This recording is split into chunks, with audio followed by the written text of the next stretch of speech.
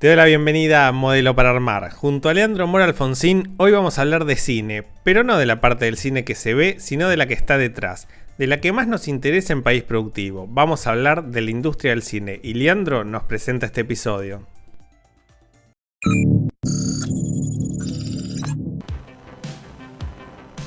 Bienvenidos a un nuevo Modelo para Armar, y si estás escuchando esto hay que felicitarte por tu buen gusto, dado que te interesa la discusión del desarrollo productivo en la República Argentina. Y hoy te traemos un episodio un poquito extenso, pero tal vez el más interesante de este ciclo, porque abrimos la puerta y nos metemos en el cine, en la industria audiovisual argentina. ¿Podemos tener una economía de película? ¿Podemos tener una industria del cine que genere dólares, que genere conocimiento, que genere un aporte sustancial a nuestro desarrollo productivo? La respuesta que vas a encontrar en este episodio es que sí. A mí particularmente me gusta demasiado el cine, pero eso no importa. O sea, estoy mezclando dos pasiones en este episodio. Pero para poder hablar de esto, para poder hablar del impacto que tiene la industria del cine en la Argentina, que es alrededor del 5% del PBI, para que te des una idea, nosotros te vamos a llevar por dos lados. Por un lado, vamos a estar hablando en un ratito nomás y vas a estar escuchando de primera persona a Luz Orlando Brennan, directora de cine, que acaba de estrenar su ópera prima, su primera película, La estrella que perdí, que está en cines y que es un peliculón que te recomiendo ver. Pero antes de hablar con ella, queremos contextualizar y hablar un poquitito de qué es la industria del cine en la República Argentina como sector productivo. Y para eso fuimos directamente, tal vez, a hablar con la persona que más sabe de esto, que es Axel Kuchevaski, un productor de cine, una persona que hizo carrera en Hollywood y que lo conocemos por Terrormanía en Telefe, los que somos un poquito más viejos. Y si te gusta el cine, podés escuchar su podcast Frame Fatal, que hace con Santiago Calori y que también se puede escuchar en cualquier momento. A ver, en primer lugar, a Axel le empezamos a preguntar sobre qué tan importante y qué tanto peso tiene la industria del cine en la estructura económica argentina. Y nos dijo esto. Entiendo que en los últimos estudios, los pocos estudios que hay en los últimos años del impacto económico del sector audiovisual en la Argentina, representa aproximadamente un 5% de la actividad económica de un país, de la Argentina específicamente. Esto podría ser mucho más grande y se podría atraer mucha más inversión internacional si se generasen condiciones de competitividad. A diferencia de otras industrias, la forma en la que funciona el sector audiovisual es que los fondos internacionales persiguen los escenarios favorables. ¿A qué llamamos escenarios favorables? Lo que solemos llamar cash rebate y tax rebates, que son esencialmente devoluciones fiscales a compañías locales o devolución de un porcentaje de lo que se gasta, de lo que productores internacionales gastan en el país. Uno podría decir, ay no, bueno, pero hay otras industrias que no lo reciben. Claro, pero la característica específica del sector audiovisual, donde el derrame hacia otras industrias es gigantesco, es diferente a otros sectores. Por decirlo de alguna manera, los análisis de impacto de cash rebate y tax rebate en España dicen que la devolución por cada euro que da el sector público se multiplica entre 1 por 7 y 1 por 12. Es decir, en dinero que se derrama a la actividad económica general, no la del sector, a la general, es entre 7 y 12 veces los fondos públicos. Para graficarlo de alguna manera, lo que nosotros llamamos cash rebate es: las productoras van a los países y los gobiernos le devuelven un porcentaje de lo que gastan. Entonces, vos vas al estado de Georgia, en Estados Unidos, y por cada $10 que gastás, te devuelven 4. ¿Qué quiere decir? Que nadie gasta poca plata, que la gente siempre gasta todo lo que puede en el estado de Georgia porque las devoluciones son más altas. Pero si vos gastás, digámoslo de alguna manera simple, $1 millón y te vuelven $400.000, hay $600.000 que estás gastando en Georgia y no en otro lugar. Justamente porque es un mercado tan competitivo y hay tanta oferta, es que los estados y los países se pelean por ofrecerle beneficios a los productores.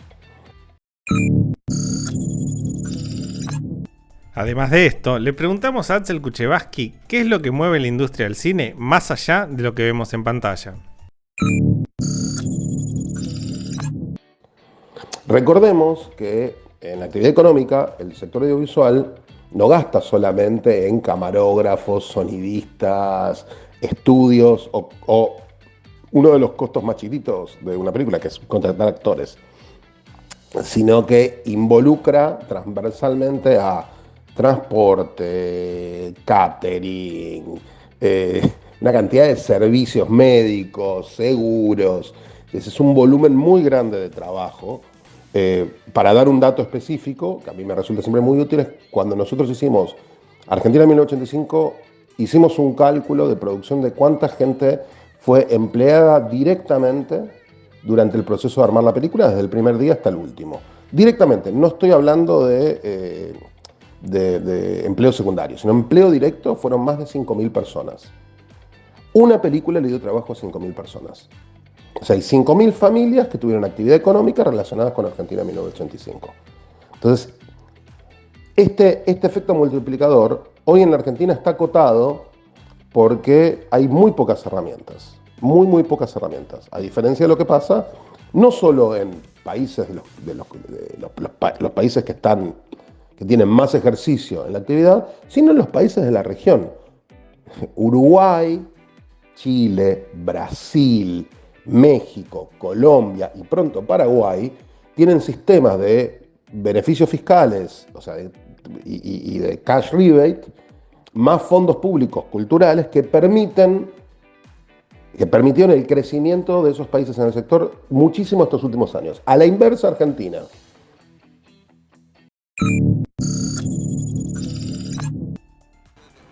Teniendo en cuenta de dónde partimos y teniendo en cuenta todo lo que da la industria del cine o que puede dar la industria del cine para la ecuación económica argentina, así como en algún momento hablamos de regímenes y nos pusimos a hablar de la discusión del RIGI, nos pusimos a hablar de Tierra del Fuego, nos pusimos a hablar de economía del conocimiento, tener un régimen especial para el cine es algo que pasa en otros países, y sobre lo que pasa en otros países, sobre lo que ocurre en estímulos a la industria audiovisual en otros lados, Axel nos comentaba esto. Hay diversidad de modelos y en muchos países, o por lo menos los países que para mí tienen los modelos más virtuosos, se combinan fondos culturales con fondos industriales.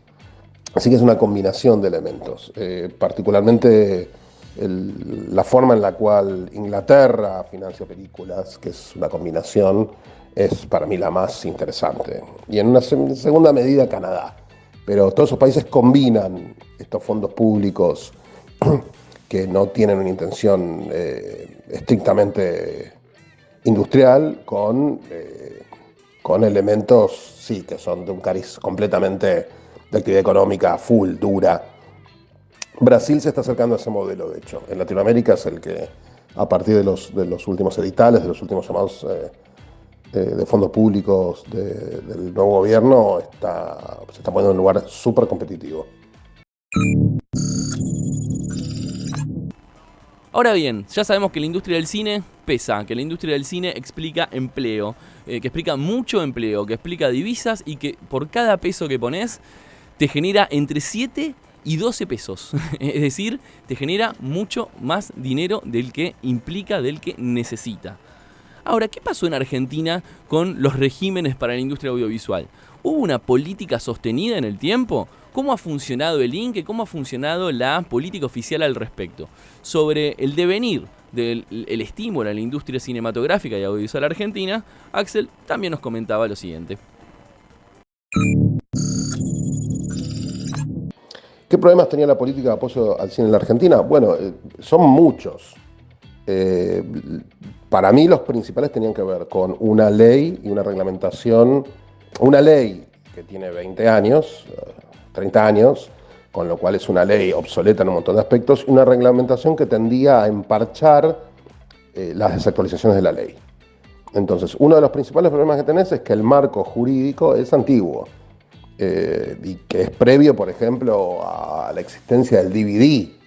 Ni te hablo a los servicios de suscripción en Internet, no te hablo de Netflix, no te hablo de eso. Te hablo de un momento donde la televisión de aire y la televisión de cable eran el motor del audiovisual en Argentina, cosa que hoy es relativa. ¿Sí? Entonces primero tenés un problema de ley, después tenés un problema de aplicación. Después, por supuesto, hay una gran pregunta que es, digo, no cuál es el rol del Inca, eso está definido por la ley de cine. El Inca en realidad es un árbitro de la actividad audiovisual en la Argentina, de la cinematográfica, no de la televisiva. Es el que plantea las reglas de juego en términos generales, en términos de competencia y en términos de cómo se articula el sector, y es un órgano de fomento de la actividad. De fomento de la actividad. Eso es lo que dice la ley de cine. Entonces, sus objetivos son múltiples. Para mí hay un problema grande, y es con el que yo disiento incluso hasta con la administración nueva, que yo no estoy de acuerdo con los sistemas de concursos para nada que no sean primeras y segundas películas. Creo que el sistema de concursos tiene un grado de subjetividad que no le sirve al sector. De hecho, países como Inglaterra no tienen un concurso. Vos tenés que es un sistema de puntaje. Vos, en función de una cantidad de elementos de tu película, que es tu trayectoria, si tenés elenco, si tenés distribución internacional, si los guiones recibieron premio, accedes a una cantidad de puntos específicos. Y esos puntos te permiten formas de subvención. Pero en esos países el Estado no se lee así no se lee como un socio. Los productores no tienen que devolver los fondos de fomento, que es un planteo que, por ejemplo, el Inca tiene en el nuevo plan de fomento, que para mí no es correcto. Pero no es correcto porque no es un préstamo y tampoco es una sociedad. El Estado no puede exigirle al sector privado, a cambio de fomentar actividades, un sistema de sociedades. Pero con el cine sí pasa, porque, por ejemplo, Cinear, que es la plataforma del Inca, te dice, bueno, pero si nosotros apoyamos las películas, ustedes después nos tienen que dar los derechos de emisión. Y los derechos de emisión son el capital de los productores, es la forma en la cual se financian los proyectos. Entonces yo, por ejemplo, ese tipo de cosas no estoy de acuerdo. Para mí el modelo es el modelo de Inglaterra. Fomentar la actividad porque tiene un derrame muy grande y porque genera puestos de trabajo y te permite ser competitivo. También le preguntamos a Axel Kuchevaski cómo se gasta el dinero del Inca, si está bien gastado y de qué manera le parece a él que se debe invertir. Para mí hay cuestiones problemáticas en ese sentido. Y después sí hay una discusión de cómo es en la práctica la administración de los fondos, cuántas películas se pueden hacer. O sea, para mí, lamentablemente, la decisión que se tomó de liquidar el observatorio audiovisual del Inca nos debilita a la hora de analizar el mercado. Yo no quiero un observatorio para que me digan si las minorías están representadas en las películas o no. Porque la verdad que eso no es muy complicado de verlo, pero sí me interesa entender qué pasa con el consumo y la producción y entender con los fondos que se recaudan para ese cine en Argentina, que surgen del 10% de todas las entradas vendidas, más el 25% de lo que recauda en ACOM, que se recauda básicamente del canon que paga el cable y la televisión de aire por emitir. Quiero entender cuánto dinero es para entender qué es lo que el sistema tiene capacidad de pagar o no. ¿Cuántas películas Argentina puede hacer por año? En forma realista. El instituto hasta ahora tiene un sistema de ventanilla abierta, que los fondos no tienen ni principio ni fin, con el cual yo tampoco estoy de acuerdo, porque me parece poco realista frente a la verdad de la milanesa, que es que el Inca no puede financiar más que el dinero que recauda a través de estas dos variantes. Me parece que es una charla incómoda, pero adulta. Incómoda, pero adulta. ¿De qué nos sirve un fondo de fomento que financia el 5% de una película? Eso no sirve para nada. Y en los últimos 5 años terminó pasando eso. que el aporte no facilitaba la existencia de las películas, entonces no generaba una diferencia competitiva. Me parece que son charlas espantosas que hay que tener, lamentablemente.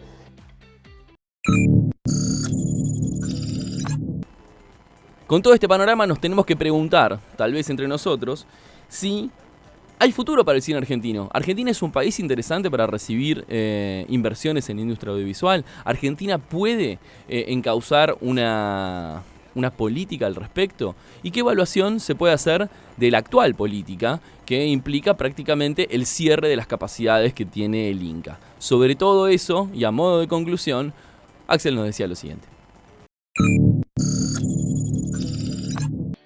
¿Cuáles son las consecuencias más alarmantes de la pérdida de apoyo del sector audiovisual en la Argentina? Bueno, esencialmente Argentina ya no es un país interesante para producir. Ya no lo es, ya hace años que no lo es. Y no lo es porque no es un país barato, no es un país predecible, no tiene grandes beneficios particulares, está lejos, llevar talento internacional es más caro que llevar talento a México. Les doy un caso muy concreto. Si vos llevas actores norteamericanos a México, por la cantidad de horas de vuelo, la gente puede viajar en turista. Cuando vos te pasás de 9 horas de vuelo, por reglamentación del Sindicato de Actores Norteamericanos, tenés que enviar a los actores en business. Ya está, triplicaste el costo de mandar un tipo de un país a otro. Entonces, eso espanta las producciones internacionales. Nosotros decimos, la Argentina tiene todos los climas. Sí, pero al no tener beneficios, es irrelevante eso a la hora de hacer películas. Es irrelevante, porque van a otros 4 países que sí tienen beneficios y ya tienen todos los otros climas repartidos en 4 países. Entonces nosotros creemos que porque tuvimos una expertise durante muchos años, somos los únicos que tenemos una expertise. Pero en la medida que el resto de los países de la región sí tienen beneficios, sí tienen esquemas para atraer la inversión internacional, desarrollan expertise. Y eso es algo que Argentina pierde, porque si Uruguay, que no tenía una tradición cinematográfica como la Argentina, hoy es el lugar donde las compañías norteamericanas, las compañías europeas deciden hacer series y películas porque les resulta más predecible y más organizado y más barato que la Argentina, entonces tenemos un problema, porque toda esa suerte de nuevo, de capital de conocimiento y capital de experiencia se va a otro lugar. Y cuanto más pasa el tiempo y menos se incentiva esto, más se atrofia la capacidad de los equipos locales de hacer cosas. Y más nos desfasamos, y más envejece la tecnología local, y cada vez somos menos interesantes. Y el efecto es que empezás a afectar ese 5% de la actividad económica de un país. Y también, insisto, no quiere decir que todas las películas terminen usando fondos públicos. Nosotros hicimos Argentina 1985, El Gerente, no digo, por dar algunos nombres, sin ningún tipo de fondo público argentino. Claro que se pueden hacer y claro que las hacemos. Pero el tema no es 1 o 2 películas por año, sino cómo trabajás para que el sector siga trayendo capital internacional, para que traiga dólares. Un país que está desesperado por tener dólares y le damos la espalda a eso, para mí siempre es un poquito incomprensible. Y de nuevo, no voy a hacer algo tan infantil como para levantar el dedo y decir este es un problema de un gobierno particular. No, yo creo que esto es un problema de políticas que llevan años. Esto es un problema de políticas que llevan años. Achacarle a este gobierno específico esto no es el 100% de la foto. Es problemático hoy porque no está resuelto. Pero yo no creo que sea responsabilidad de un gobierno que tiene 6 meses. Como les decía, esta es una cosa que lleva años. Es una falta de política de años.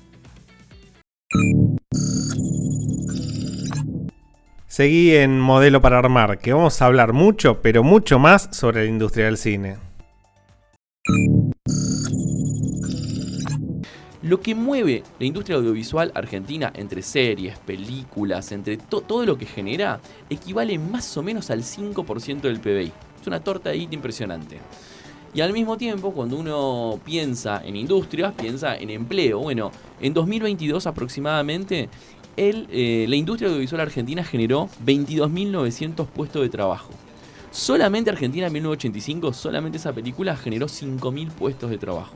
entre directos e indirectos. O sea, los 25.000 que acabo de decir son los directos. Esto se hace con 224 títulos nacionales que se proyectan en 914 pantallas. De esos, 97 son largometrajes, lo que nosotros los terrenales decimos películas, las pelis, así como en general.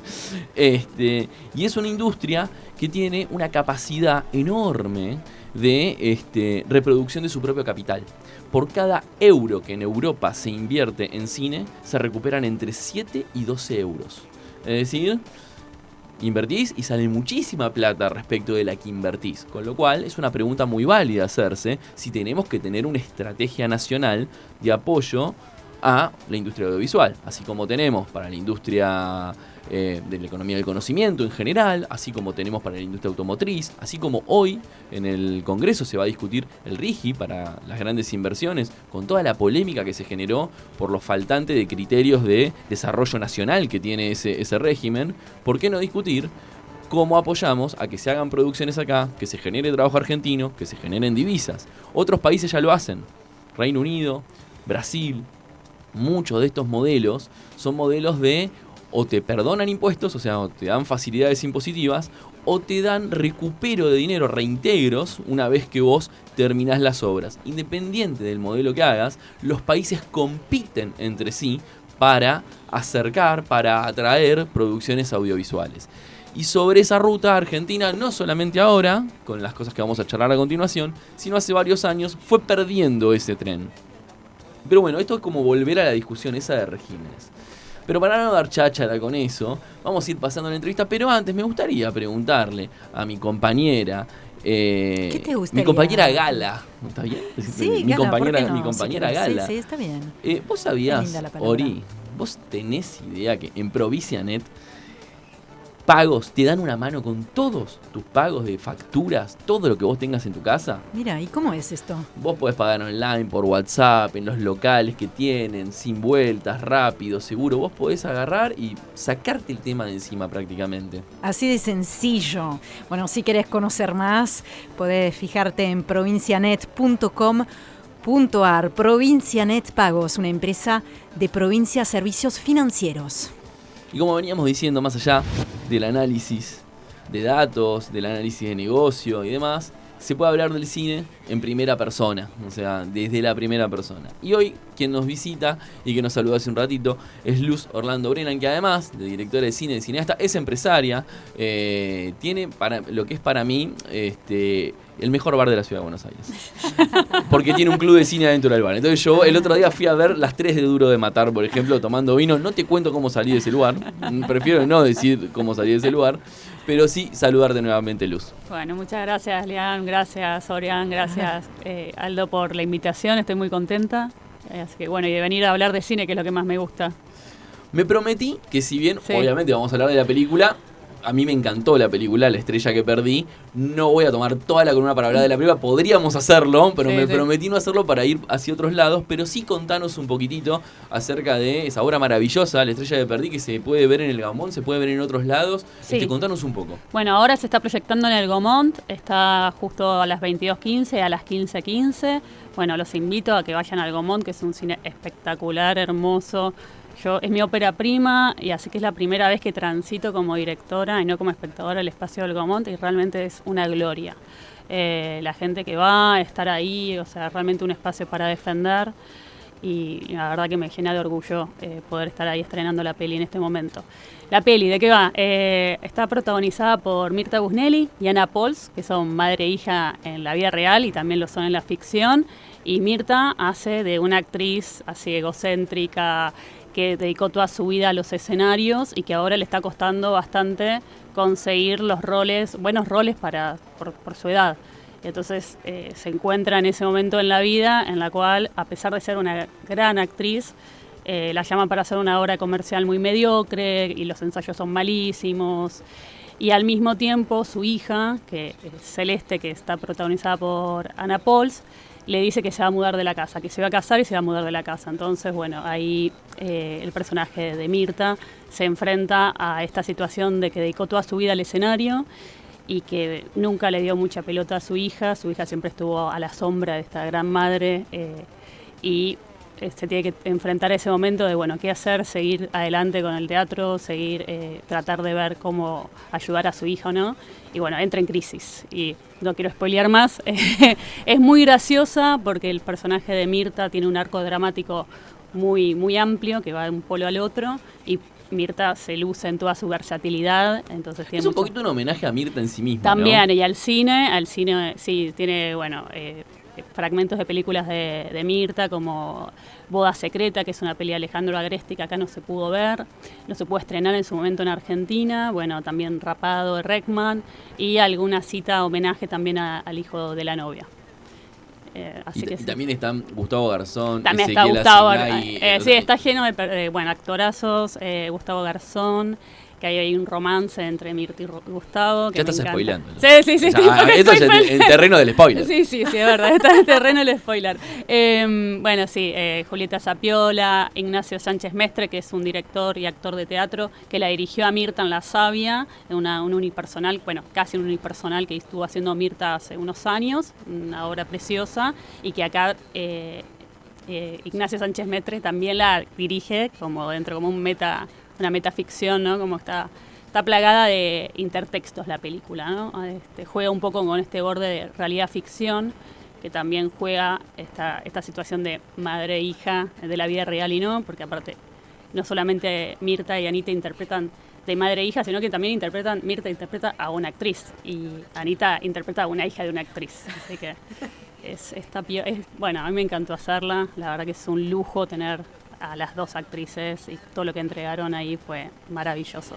Y me quiero meter en tu proceso entonces, Sí, ahí sí. directamente en el proceso de vos la escribiste, vos la dirigiste, o Sí. sea, un proceso muy completo. También la produje, sí. Y también la produjiste. Sí, O sea, con producción, ¿no? Mi empresa productora, con Caudillo explícanos Cine. explícanos eso. Vos tenés una empresa productora. Sí. Acá te estoy escuchando un montón de gente que no tiene ni idea cómo se hace una película. Ya lo Sí. siento más difícil que exportar a 14 Claro, años.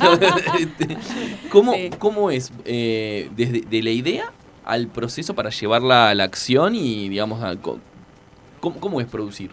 Bueno, es muy difícil, obviamente, hacer cine es un proceso muy complicado, se puede, obviamente, se llega, recomiendo a todas las personas que quieran hacer cine que lo hagan, que intenten hacer una peli, porque también se encuentran los caminos.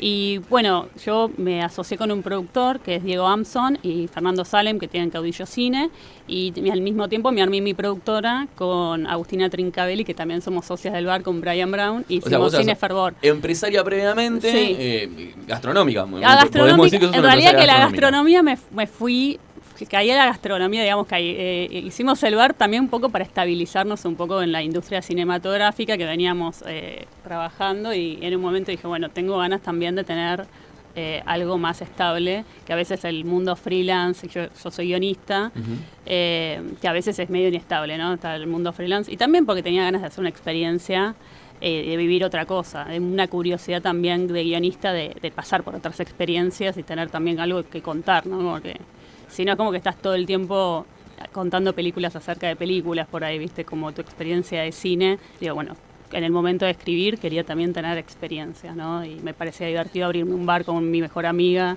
Bueno, el bar es, voy a meter el chivo yo para no Sí, matar. sí, sí, Es sí, el bar Club Lucero, que está en Nicaragua y Arévalo. En Nicaragua, entre Dorrego y Y Arévalo. Arévalo, con lo bueno. Sí. Donde también, o sea, tenés un club de cine, algo También que hay un en club Buenos de Aires cine. estaba lleno cuando éramos chiquitos, los que Sí. ya tenemos casi 40, yo tengo 37. Sí.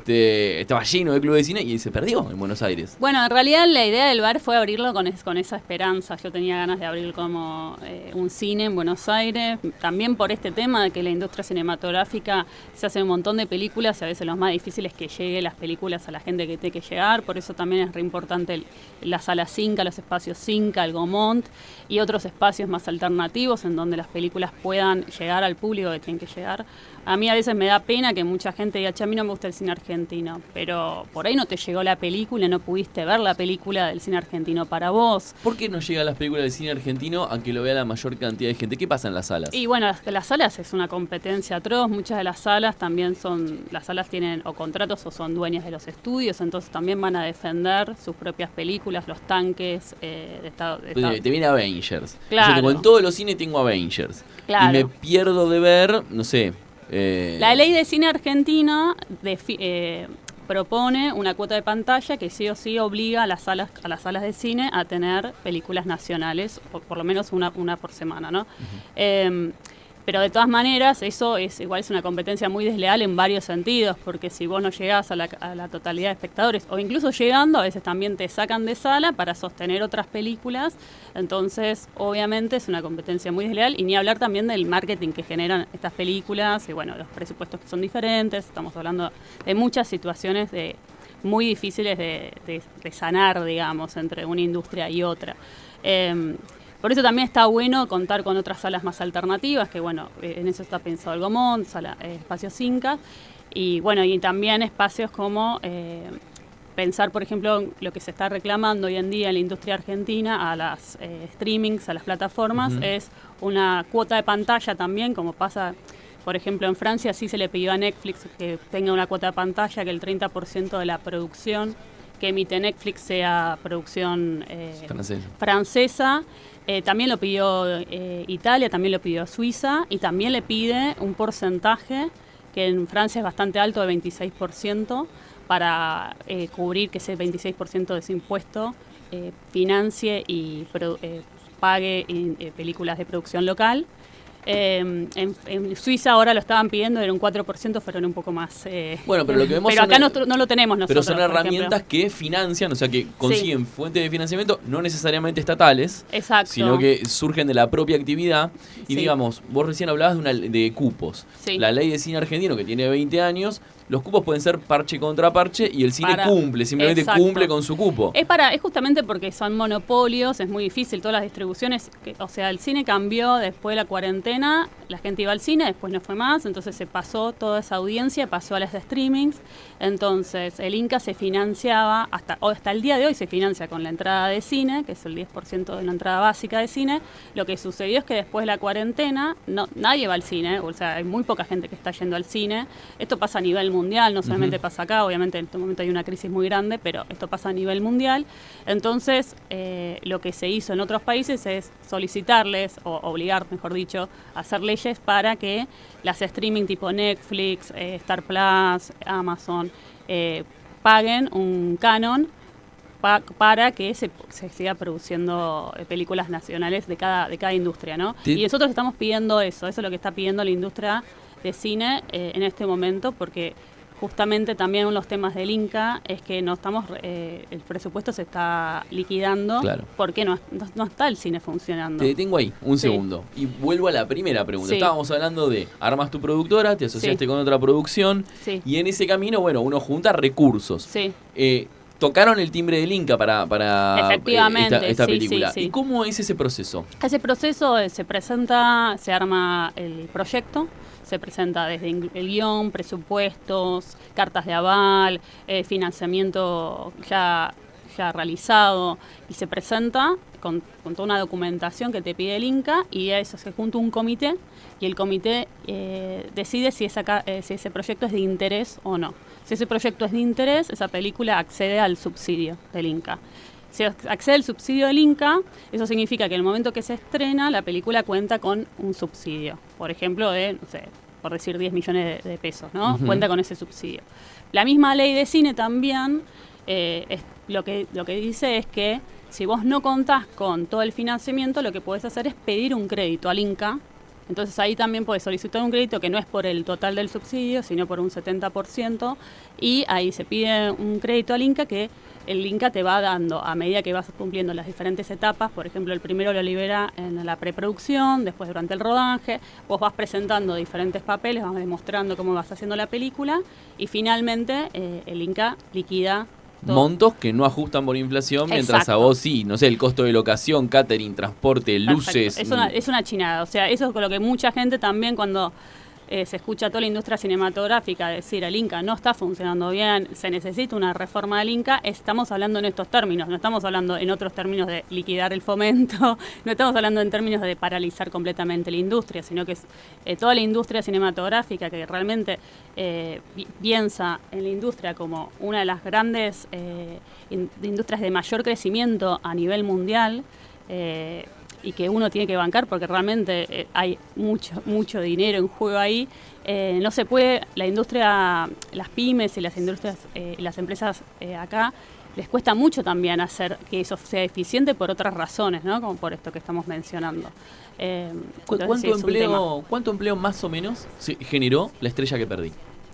Bueno, no sé, es una pregunta, no tengo idea. Más o menos, ¿cuánta gente involucrada estuvo en la peli? Y creo que directamente más de 100. Es una película más chica, no es una película así de grande como Argentina 1985, y me imagino que indirectamente debe haber generado por lo menos 3 veces más.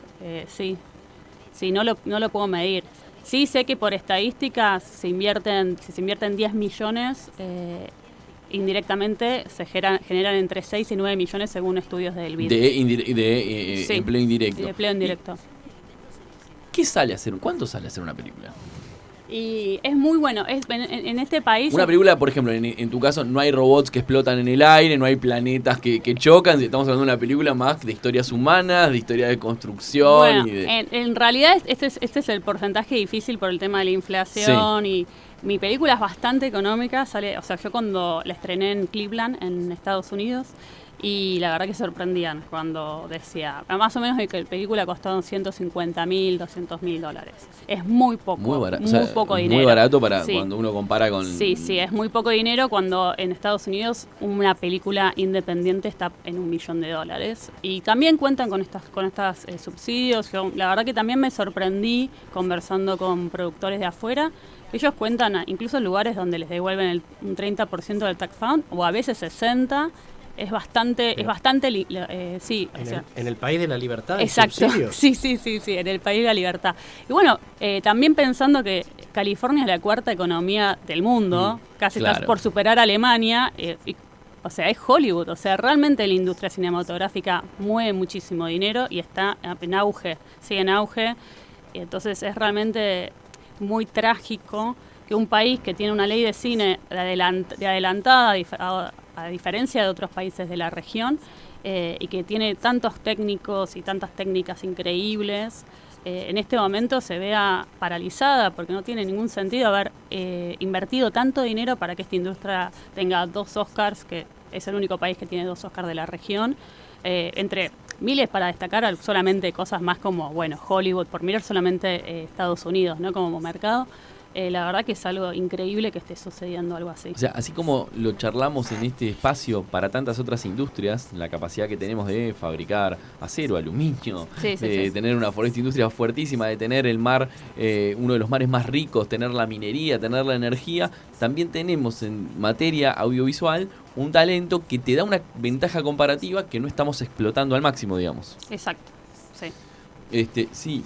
Y en función de eso, me gustaría preguntarte, como para ir cerrando, sí me gustaría saber qué aprendiste, o sea, tus aprendizajes en este camino de hacer la primera película. ¿Qué aprendiste como empresaria?